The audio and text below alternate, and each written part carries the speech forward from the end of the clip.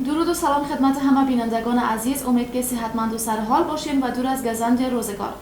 بینندگان عزیز، افغانستان از جمله کشورهایی است که با حوادث طبیعی و مشکلات و چالش‌های بهداشتی مواجه است، اما خوشبختانه سازمان سرمیاشت یا جمعیت هلال احمر افغانی در سرتاسر کشور همچون مشکلات را تحت پوشش قرار میده.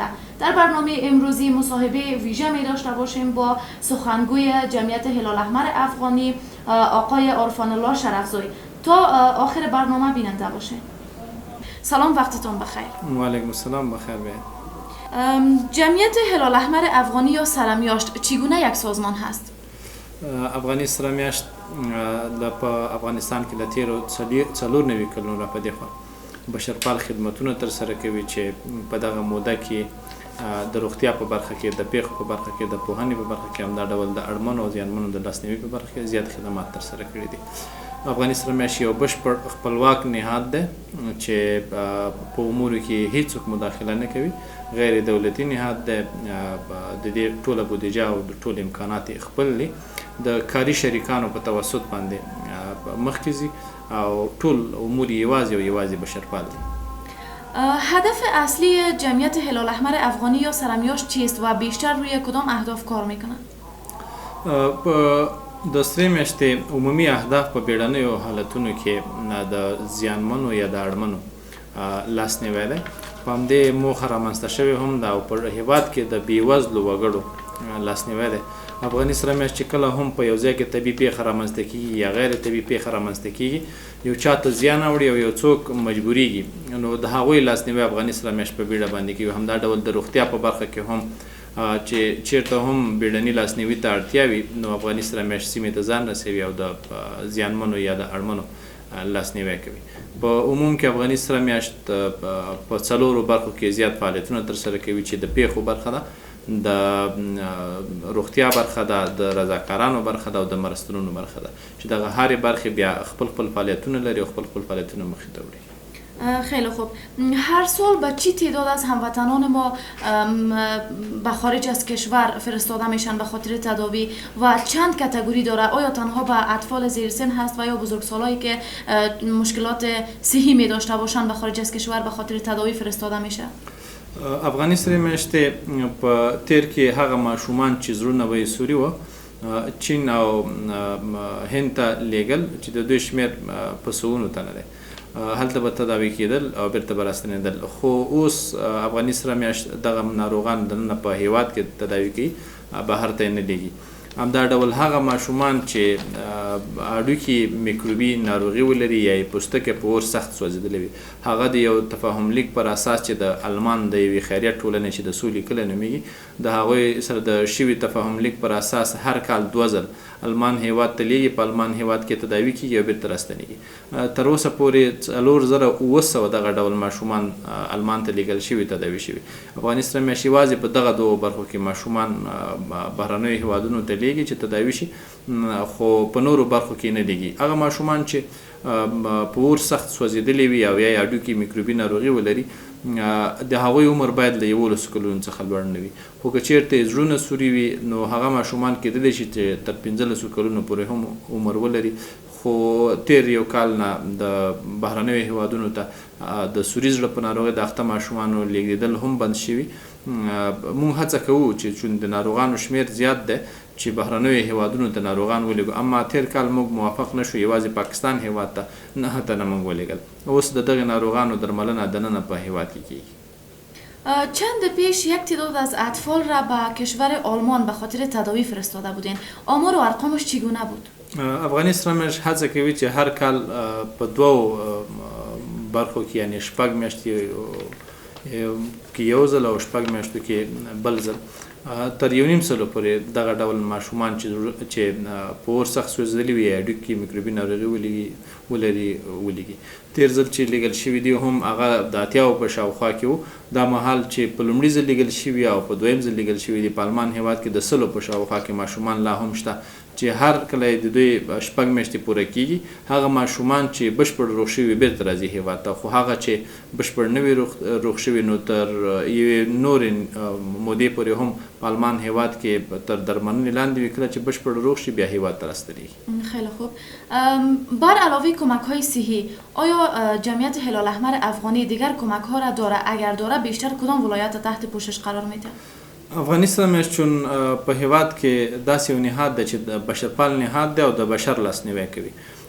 د طبیعي پیښو پر مهال د زیانمنو یا د اړمنو لاسنیوی هم کوي. په تیر کال کې افغاني سره میشت توانېدلې ده چې له 1 میلیون څخه زیاتو هیوادوالو ته خوراکي غیر خوراکي توکي ویشي. همدا ډول په لسګونه زره هیوادوالو ته بیا د زده کړو په برخه کې سہولتونه برابر کړي او دوی ته زده کړې ورکړي. په دغه برخه کې افغاني سره مېر زیات فعالیتونه کوي. اما ترڅنګ بیا د بېوزلو یتیمانو، د بې سرپرسته کونډو، د سوالګرو، د محتاجینو او معلولینو لاسنیوی هم کوي. اوس هم په ټول هیواد کې 40,000 بې سرپرسته کونډو ته د مرستو لړۍ، د نغدي مرستې لړۍ روانه ده چې نږدې په نیم هیواد کې تقریبا په بشپړېدو ده او په پاتې ولایتونو کې به هم په نږدې شپو کې د دوی د ویش لړۍ بشپړه شي. افغاني سره میاشت دا هیڅکله مهمه نه ده چې مرستې په کوم ولایت کې ډېرې ویشي او په کوم ولایت کې کمې ویشي. چیرته چې هم اړتیا وي افغاني سره میاشت هلته مرستې ویشي. په تیر کال کې چې افغاني سره میاشتې زیاتې مرستې ویشلې دي، خوراکي او غیر خوراکي او نغدي مرستې یا د روغتیا په برخه کې چې خدمات عرضه کړي دي هغه په پکتیکا او خوست ولایتونو کې و، چون هلته زلزله رامنځته شوې وه او اړتیا د دې وه چې د زیانمنو او اړمنو زیات لاسنیوی وشي. نو افغاني سره میاشتې هم هلته د سلګونو میلیونو مرسته رسولې ده، هلته یې ویشلې ده او اوس هم په سیمه کې د افغاني سره میاشتې ټیمونه فعال دي، هم د روغتیا ټیمونه، هم د پیښو ټیمونه، هم د کورونو د جوړښت ټیمونه چې د وګړو لاسنیوی کوي. روند توزیع کمک های جهانی چگونه از طرف شما حمایت میشه؟ د نړیوالو ټولنو له لوري افغاني سرې میاشتې ته لاس ورکول کیږي، اما څنګه چې لازمه ده په هغې کچه نه ده. کاري شریکان یا د نورو هیوادونو ملي ټولنې افغاني سرې میاشتې ته ډېر لاس ورکوي چې په هغو کې ترکیه، سعودي عربستان، کویت، قطر او ځینې نور هیوادونه هم شامل دي. خو په نړیواله کچه چې کومې مرستې دي هغه افغاني سرې میاشتې ته ډېرې زیاتې کمې راځي. د نړیوالو لوري پر افغانستان شته اقتصادي بندیزونه چې په هغې کې د نغدي پیسو لیږد هم دی چې په دې برخه کې هم بندیزونه شته. دا هغه څه دي چې سره میاشتې له ډېرو مشکلاتو سره مخ کړي او نړیوال خیریه بنسټونه افغاني سرې میاشتې ته په دې برخه کې د قیوداتو له وجې لاس نشي ورکولی. دا یو ظالمانه قیودات دي چې په افغانستان وضع شوي دي او له امله د افغانستان بېوزله وګړي له ستونزو سره لاس و ګریوان شوي دي. دوی ته چې کومې نغدي مرستې باید راشي هغه درېدلي دي. له همدې امله افغاني سرې میاشتې بیا په نړیوالو غږ کړی ده چې د قیودات دې پورته کړي تر څو هغه نغدي مرستې چې نړیوال نهادونه له افغاني سرې میاشتې له طریقه له بېوزله وګړو سره کوي هغه نغدي مرستې افغانستان ته راشي او اړمنو ته ورسیږي. مقدار کمک ها با در نظر داشت تعداد نیازمندان کافی هست یا خیر؟ نه، څومره چې اړتیا ده په هغې کچه د توکو مرسته یا د اجناسو مرسته یا نغدي مرسته دا نه کېږي ځکه افغاني سره میاشت خپل امکانات هم هغومره نه لري او اړتیا هم د تیر په پرتله یو اندازه زیاته شوې ده. دا مهال په ټول هیواد کې شاوخوا 10 میلیونه هیوادوال بیړنیو مرستو ته اړتیا لري، خو افغاني سره میاشت د دې امکانات نه لري چې دې ټولو ته لاسرسی ومومي او دې ټولو ته مرستې ورسوي. له همدې امله افغاني سره میاشت هڅه کوي. اوس مهال هم د افغاني سرې میاشتې سرپرست عمومي رئیس په جده کې دی، له بېلابېلو نهادونو سره، ملي ټولنو سره، د هیوادونو له ډیپلوماتانو سره لیدنې کوي تر څو مرستې افغانستان ته راجلب کړي. همدا ډول د افغاني سرې میاشتې مرستیال ښاغلی ملا نورالدین ترابي تېره ورځ دوحې ته تللی په همدې موخه چې وکړی شي له نورې هیوادونو څخه مرستې راجلب کړي او څومره چې اړتیا ده هغې ته موږ وکړی شو کم تر کمه تر ډېرې کچې پورې لاسرسی ولرو. څومره چې غوښتنه ده که ټوله غوښتنه پوره نه کړه شو یو تر ډېرې اندازې پورې غوښتنې ته لاسرسی ومومو. دیدگاه های سیاسی تا چی حد در کمک های بشری و تداوی بیماران تاثیر میگذارد؟ سیاسي لیدلوري د دې باعث شوي دي چې په افغانستان کې شته بشري ستونزې زیات شي.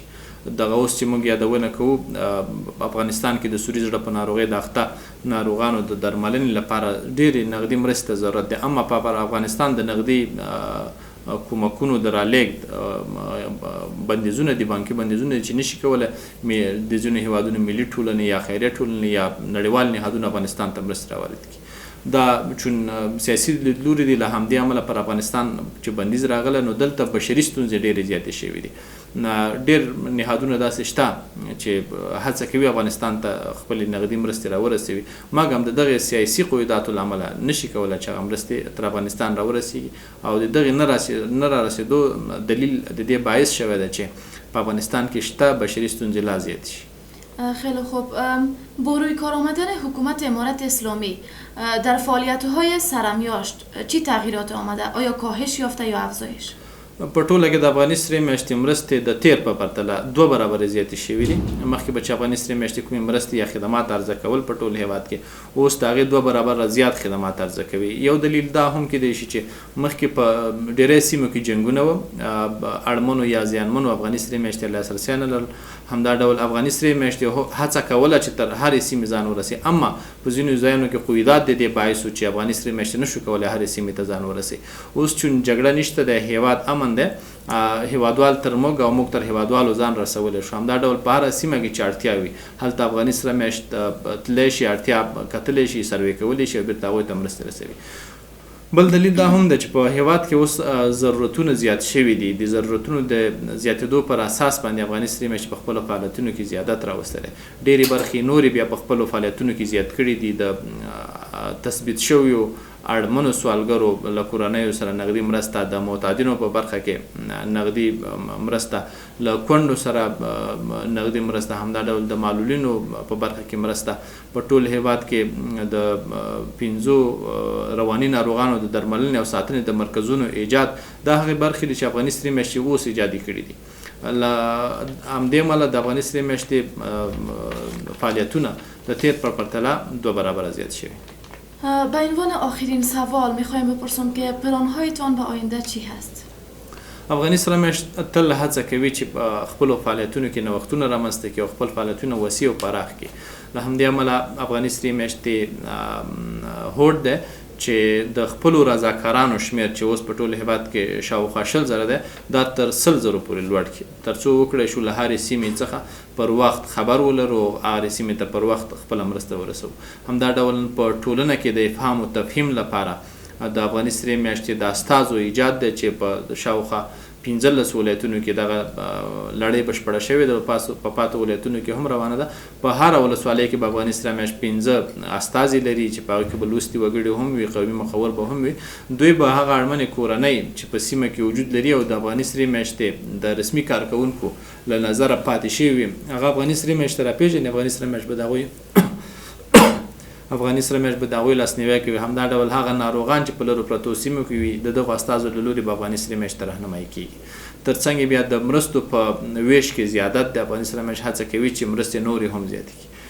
بله برخه بیا د رواني ناروغانو د مراکزو د برخو زیادت ده، چون په هیواد کې رواني ناروغان زیات دي او د دوی درملنې ته په تیر کې ډېره پاملرنه نه ده شوې.